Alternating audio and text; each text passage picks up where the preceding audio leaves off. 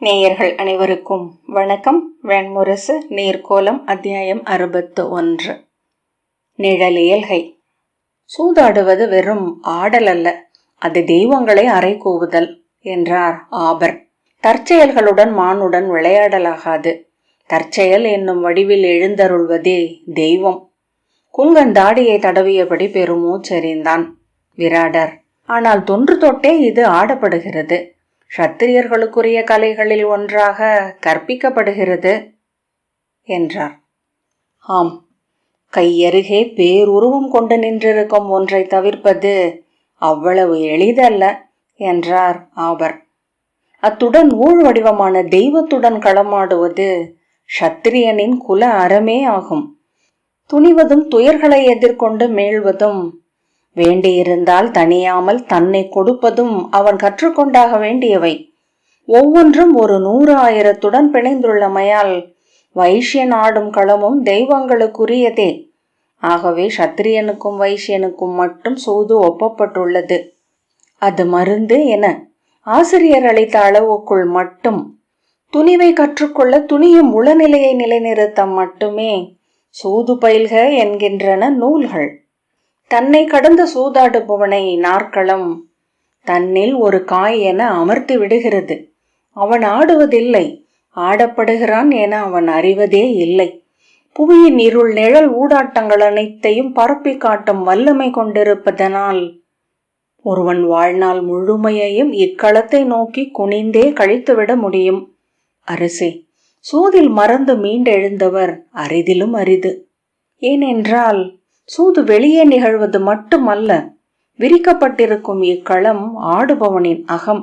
அகத்தை இப்படி ஏதேனும் புறப்பொருளில் ஏற்றிக்கொள்ளாமல் நம்மால் பார்க்க முடியாது. அந்தனரின் வேள்விச்சாலையும் நெமித்திகர்களின் பன்னிரு களமும் வணிகர்களின் துலாக்கோலும் உழவர்களின் வயலும் உள்ளமே என்றறிக.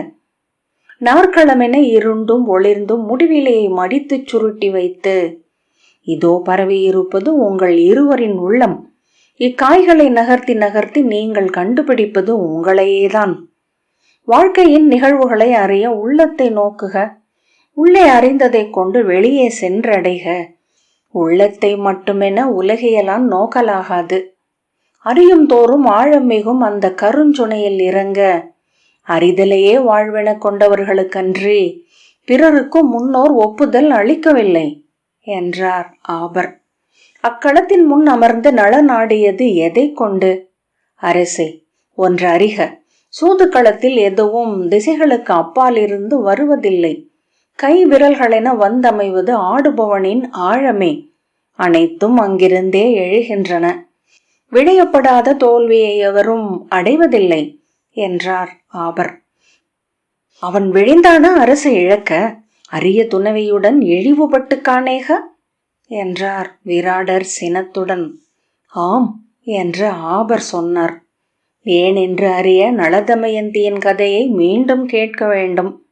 விராடர் கொந்தளிப்புடன், வீணுரை, நீங்கள் அந்தனர் என்பதனால் நான் இதை பணிந்து கேட்டாக வேண்டும், ஏற்றுக்கொள்ள வேண்டும் என்பதில்லை என்றார். இகழ்ச்சியுடன், அந்தனருக்கு இருக்கும் உளச்சிக்கல் இது. அவர்கள் வாழ்வதில்லை. தெருக்கு நோக்கி கரையில் அமர்ந்திருப்பவர்கள். நீந்துபவர்களின் கையசைவை கால் விசையை கொண்டு கருத்துக்களை உருவாக்கி கொள்கிறார்கள் என்று தொடர்ந்தார். ஆபர் புன்னகையுடன், ஆம், அவர்களால் தான் கருத்துக்களை உருவாக்கி கொள்ள முடியும். ஏனென்றால் மூழ்கி சாவோம் என்னும் அச்சம் அவர்களுக்கு இல்லை. தன் நீச்சலை மட்டுமே கொண்டு அனைத்தையும் கணிக்கும் எல்லையும் கட்டுப்படுத்துவதில்லை என்றார். விராடர் திரும்பி, குங்கரே, நீங்கள் சொல்லுங்கள்.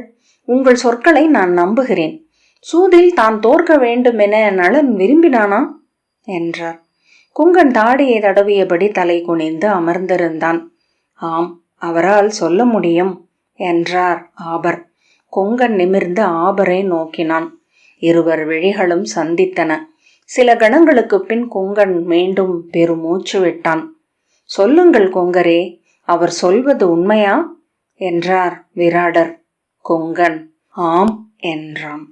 உச்சி உணவு உண்டு சுதேஷ்னை துயில் கொண்ட பின் திரௌபதி மெல்ல வெளியே வந்தாள்.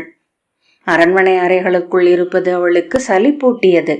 வெளியே சென்று வர வேண்டும் என்ற எண்ணம் எழுந்த பின்னர்தான் எப்போதும் அவள் அரசியல்ல சேடி என்னும் தன்னுணர்வை அடைந்தாள்.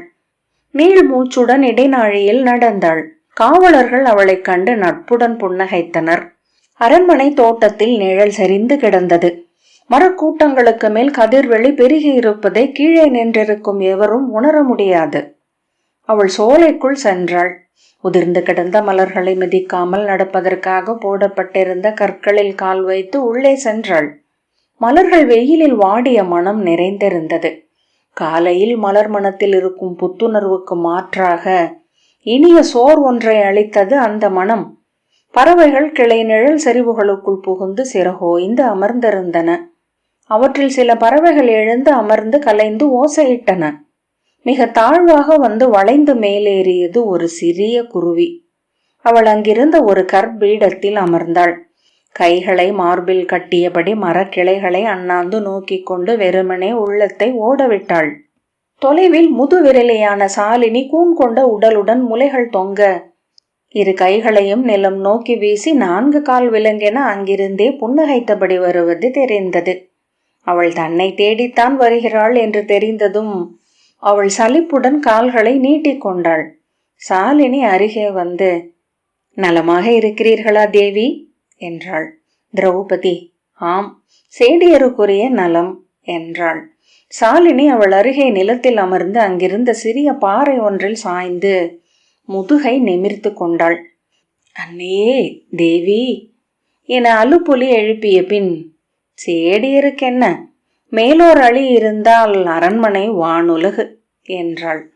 அவள் ஏன் வந்திருக்கிறாள் என்று திரௌபதி புரிந்து கொண்டாள். சாலினி, நான் அகத்தளத்திற்கு சென்றேன். அங்கே அந்த சிறுமிக்கு மீண்டும் ஒரு சிறு தேவாட்டு பூசை நிகழ்த்தினேன் என்றாள். எப்படி இருக்கிறாள் என்றாள் திரௌபதி. சாலினி, நான் அப்போதே சொன்னேன் ஒன்றுமில்லை என்று. கண்ணீர் இவ்வாறு கந்தர்வர்களால் கொல்லப்படுவது எப்போதும் நிகழ்வதுதான். நான் என் நீண்ட வாழ்நாளில் எவ்வளவோ பெண்களை பார்த்துவிட்டேன் என்றாள். அவள் உள்ளம் நிலையழிந்திருப்பது போல தோன்றியது என்றாள் திரௌபதி. நான் ஒரு முறை நோக்கும் போது அழுது கொண்டிருந்தாள். ஒரு முறை இருளில் உடலை ஒடுக்கி சுருண்டு கிடந்தாள். ஒரு நாள் மாலையில் அணியும் ஆடையும் புனைந்து விழி பொங்கி நகை கொண்டிருந்தாள். அவள் பேசுவன எதுவும் இங்குள்ள சூழலுடன் பொருந்தவில்லை. இங்கில்லாத எவரையோ நோக்குபவள் போல விழி கொண்டிருக்கிறாள். சாலினி கிளுகிளுப்புடன் நகைத்து, அனைத்தும் கந்தர்வர்களால் கொல்லப்படுவதன் இலக்கணங்கள் என்றாள். தேவி, கந்தர்வர்களை கண்டதும் கூடியதும் அல்ல பெண்களை நிலையழியச் செய்வது. கந்தர்வர்கள் அப்பெண்ணின் உள்ளே விதை வடிவில் உறையும் கந்தர்வ கண்ணியை வெளியே எடுத்து அதனுடன் தான் கூடி கழிக்கிறார்கள். தன்னை தானல்லாத ஒன்றென காணும் அதிர்ச்சியே பெண்களை உளம் சிதறச் செய்து விடுகிறது. பெரும் பிழை இழைத்து விட்டதாகவும் உடலும் உள்ளமும் கரை கொண்டு விட்டதாகவும் உணர்கிறார்கள். இழி உணர்வும் குற்ற உணர்வும் கொண்டு துவழ்கிறார்கள். பின்னர் அக்கேளியை நினைவு கூர்ந்து மலர்ந்தெழுகிறார்கள். குறுஞ்சிரிப்புடன் சாலினி தொடர்ந்தாள். மெல்ல அவர்கள் உணர்வார்கள் அது பிரிதொரு தீ என. அப்பிரிதை ஒடுக்கி உள்ளே ஒழிக்க கற்றுக்கொள்வார்கள். தேவி, முற்றிலும் சீரானவர்கள் பிழையின்றி 2ஆக பிரிந்தவர்கள். திரௌபதி அவளை நோக்கிய பின், நான் சுபாஷினியை நன்கறிந்திருப்பதாக எண்ணியிருந்தேன் என்றாள். என்ன அறிந்திருந்தீர்கள் என்றாள் சாலினி. எளிய பெண், இனியவள், கனவுகள் கொண்ட அகவையள், இன்னும் குழந்தமை மாறாதவள் என்றாள். ஆம், ஆனால் அவள் விழிகளை நோக்கி இருந்தீர்கள் என்றால் அவை எப்போதும் பிரிதொன்றையும் நோக்கி கொண்டிருப்பதை அறிந்திருப்பீர்கள். நம்முடன் உரையாடுகையில் அவள் தன்னுடனும் உரையாடி கொண்டிருந்தாள். நம்மை நோக்குகையில் நம்மை கடந்தும் பார்வை கொண்டிருந்தாள். தேவி, அவள் ஏன் எளிதில் புண்படுபவளாக இருந்தாள்? திரௌபதி சொல் என்பது போல நோக்கினாள். அவள் மிகுந்த தன்முனைப்பு கொண்டிருந்தாள். இப்புவியையே தன்னை மையமாக்கி அறிந்தாள். அவளுக்குள் புவியாளும் சக்கரவர்த்தினிகளை விடவும் மேலான பீடத்தில் அவளே அமர்ந்திருந்தாள். சாலினி கண்களை சுருக்கி, அத்தகையோரே கந்தர்வர்களுக்கு விருப்பமானவர்கள். தேவி, குரங்குகள் தேடி தேர்ந்த இளநீரை அவற்றை துரத்திவிட்டு பறித்து கொண்டு வருவார்கள். அவை சுவை மிக்கவையாக இருக்கும். கந்தர்வர்களால் சுவைக்கப்பட்ட பெண்ணே மானுடருக்கு மிக மிக இனியவள் என்றாள். திரௌபதி புன்னகைத்தாள். ஆம் தேவி, ஆணுக்கு ஒருபோதும் சலிக்காத பெண் எவள்? குன்றாத காமம் கொண்டவள். பெண் காமம் உடலில் மிக எளிதில் வற்றி கொண்டிருப்பது. குருதி விளக்கின் சுழற்சிக்கு ஏற்ப, உடற்களைப்புக்கு ஏற்ப, சூழலின் உணர்வு நிலைகளுக்கு ஏற்ப. அத்துடன் அது தன்னைத்தானே பற்ற வைத்துக் கொள்ள இயலாதது. கந்தர்வர்களுக்குரிய பெண்கள் தங்கள் குன்றா கற்பனையால் காமத்தை அணையாது காத்து கொள்பவர்கள். எரி என தான் தொட்ட ஆணை சூழ்ந்து அணைத்து உள்ளே அமைத்துக் கொள்ள அவர்களால் இயலும். திரௌபதி, அத்தகைய பெண்களுக்கு ஏதேனும் உடற்கூறு சொல்லப்பட்டிருக்கிறதா உன் நூல்களில் என்றாள். அவர்களின் உதடுகள் எப்போதும் ஈரம் கொண்டிருக்கும். கண்களில் உலகை ஏளனம் செய்வது போன்ற நகைப்பிருக்கும் என்றாள் சாலினி. நகைக்கவும் நகையூட்டவும் தெரிந்தவர்கள் என்பதனால் தோழியர் சூழவே இருப்பார்கள். ஆனால் பிறர் குறித்த மன்று பேசுதலில் ஆர்வம் கொள்ள மாட்டார்கள். காவியமும் இசையும் கற்று தேரும் திறன் கொண்டிருப்பார்கள். ஆனால் மிக எளிதில் இவற்றிலிருந்து அகன்று வேறெங்கோ சென்று நின்றிருப்பதும் அவர்களின் இயல்பாக இருக்கும். சுவை நுண்மை கொண்டிருப்பர், அணிகொள்ள விழைவர். ஆனால் சுவையாலோ அணியாலோ ஆட்டுவிக்கப்படாதவர்களாக இருப்பர். சாலினி தனக்கே என தலையசைத்து, சுருங்கச் சொல்லின் இங்குள்ள சிறந்ததை எய்த விழைவர், ஆனால் இங்குள்ள எதையும் இலக்கென கொள்ள மாட்டார்கள் என்றாள். திரௌபதி கைகளை மார்பில் கட்டியபடி விழிகள் தொலைவில் தெரிந்த கொடிமுல்லையில் நிலைக்க அசைவிலாது அமர்ந்திருந்தாள். நான் சொல்வது அவளை பற்றி மட்டும் அல்ல என்று அறிந்திருப்பீர்கள் தேவி என்றாள் சாலினி. திரௌபதி ஆம் என்றாள். அவளை 3 கந்தர்வர்கள் ஆண்டனர். 5 கந்தர்வர்களை ஆள்பவர் நீங்கள் என்றாள் சாலினி. உச்சிக்கிளையில் பழுத்த கனி, அது வீரர்களுக்கு மட்டுமே உரியது. திரௌபதி, நீ கருதி வந்ததை சொல் என்றாள். என்னை கீசகர் அழைத்தார். மலை போல் மேனியுடன் நான் கண்டிருந்த மா வீரர். கண் களைத்து தோல் சடைத்து சோர்வுற்றிருந்தார். அவளிடம் சொல், நான் உருகி அழிந்து கொண்டிருக்கிறேன் என என்று என்னிடம் சொல்லும் போது குரல் உடைந்து அழுதார். என்னிடம் அவள் வேண்டுவதென்ன என்று கேள் என்றார். நான் வேண்டுவதொன்றும் இல்லை. நான் என் வாழ்க்கையை கந்தர்வர்களுக்கு அழித்து விட்டவள் என்றாள் திரௌபதி. ஆம், அதை நான் அவரிடம் சொன்னேன். அது மறு உலகம். அங்கே அவர் வர முடியாது. அவர் அவ்வாறு பிரிதொரு கந்தர்வ கண்ணியை கண்டிருக்கிறார். அந்த உலகம் வேறு என அவர் உணர்ந்தும் இருக்கிறார் என்றாள் சாலினி. தேவி, அவர் அங்கு கண்ட அக்கந்தர்வ பெண்ணும் உங்களைப் போலவே பெருந்தோள் கொண்டவள். அவருக்கு என்ன வேண்டும்? மற்போருக்கான மறுதரப்பா என்று திரௌபதி எரிச்சலுடன் கேட்டாள். தேவி, நேரடியாக சொல்வதில் எத்தயக்கமும் இல்லை. ஆணையும் பெண்ணையும் இணைப்பது முதன்மையாக உடலே. வேறெந்த இயல்புகளையும் உணர்வுகளையும் விட உடற்பொருத்தமே மெய்காதலை உருவாக்கி நிலை நிறுத்துகிறது. உங்களை தன் மறுபாதே என்று உணர்ந்து தவிப்பது கீசகர் அல்ல, அவரது உடல். உள்ளம் மொழி கொண்டது, கல்வி அறிவது, நெறி கேட்பது. உடல் நாம் ஒருபோதும் அறிய முடியாத ஊர்தி. அது நம் கட்டுப்பாட்டுக்கு அப்பால் தான் எப்போதும் இருந்து கொண்டிருக்கிறது. நாம் அதை அறிவது, அதை நாம் கட்டுப்படுத்த முயன்று தோற்கும் போது மட்டுமே. நான் அவரை ஏற்க முடியாது என் நிலையிலும் என்றாள் திரௌபதி. நீ பெண் என்பதனால் அது ஏன் என்று கேட்க மாட்டாய் என நினைக்கிறேன். ஆண் உடலை விட நுண்மை கொண்டது பெண் உடல். ஒருவரை கண்டதுமே ஒவ்வாதென நம் உடல் சொல்லிவிடுகிறது. அதற்கு மேல் அதனிடம் நாம் எதையும் உசாவ முடியாது. சில கணங்கள் சாலினி அசைவிலாது அமர்ந்திருந்தாள். பின்னர் எழுந்து கொண்டு, ஆம், இதற்கு மேல் சொல்ல ஒன்றுமில்லை என்றாள். முதுகை நிமிர்த்தி, அன்னையே என முனகிய பின், ஆனால் தேவி, புறக்கணிக்கப்பட்ட காமமே புவியில் பெரும் நஞ்சு. எச்சரிக்கையுடன் இருங்கள் என்றாள். திரௌபதி புன்னகைத்து, நான் கந்தர்வர்களால் காக்கப்படுகிறேன் என்றாள். அடுமனை பணிகள் முடிந்து அனைத்தும் ஒழுங்கமைந்த பின் சம்பவன் ஈரக்கையுடன் சுற்றிலும் நோக்கினான். கலங்கள் அனைத்தும் ஈரம் வழிந்துளர சாய்ந்தும் சரிந்தும் வாய்த்திறந்து நின்று கொண்டிருந்தன. அடுமனை தரையை நன்றாக கழுவி துடைத்து பூச்சிகள் படியாமல் இருக்க புல் தைலமிட்டிருந்தனர்.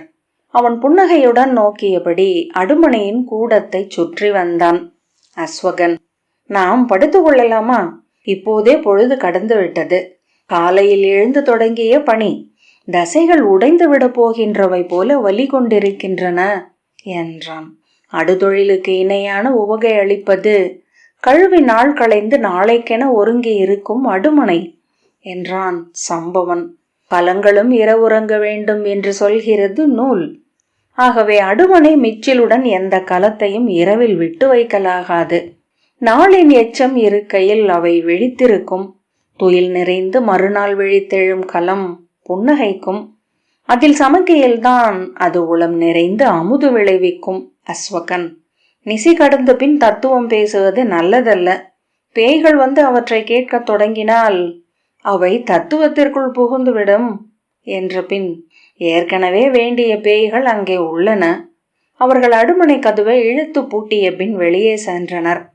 விண்மீன்கள் சரிந்த வானத்தின் கீழே காற்றில் சருகுகள் அசைந்து கொண்டிருந்தன. குளிர்பட்டு பிடரி சிலிர்த்தது. நல்ல குளிர் என்றான் அஸ்வகன். நான் இங்கேயே படுத்துக்கொள்கிறேன். அடுமனை வெப்பத்தை இக்குளிர் நிகர் செய்யும் என்றான். அதோ என்றான் அஸ்வகன்.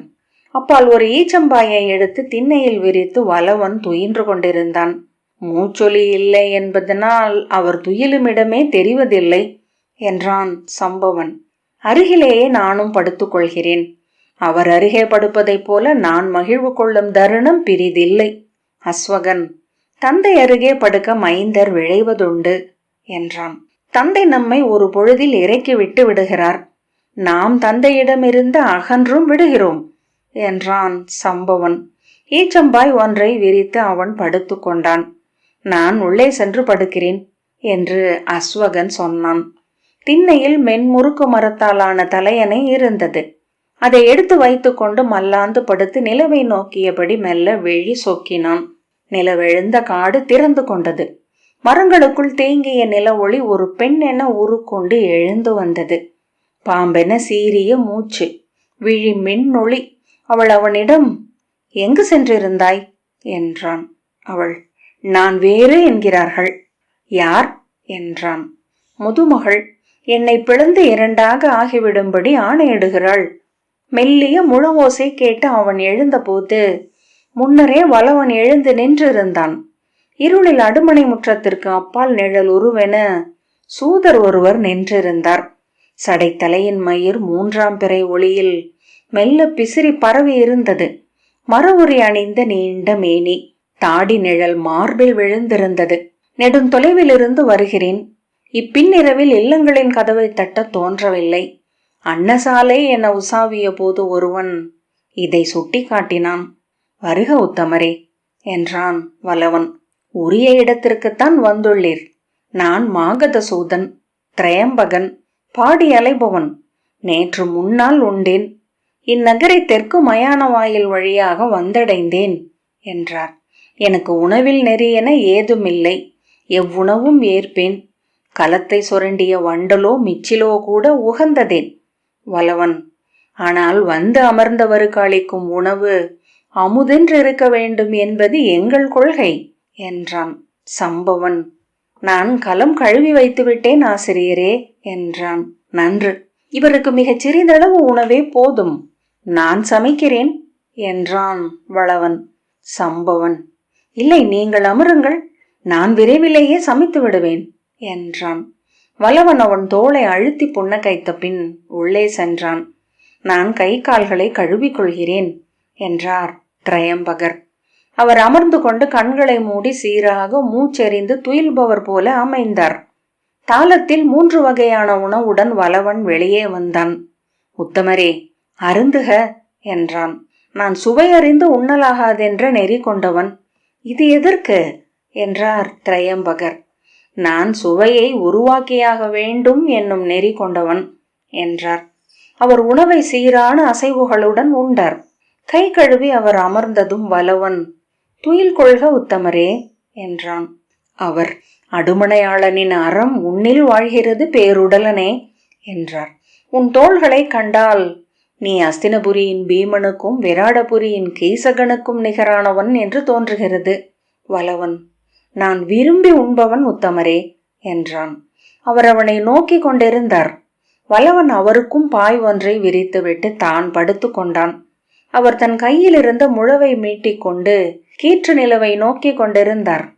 எதை எண்ணிக்கொண்டிருக்கிறீர் சோதரே என்றான் வலவன். பகை தேடி வரும் தோள்கள் என்றார் சூதர். இம்முறை அருகில் உள்ளது பகை, பெரும் பகை, ஆனால் மிக எளியது. வலவன், கீசகரை சொல்கிறீர்களா என்றான். ஆம் என்றார் சூதர். நீர்க்கோளம் 61வது அத்தியாயம் இத்துடன் நிறைவு பெற்றது. நன்றி.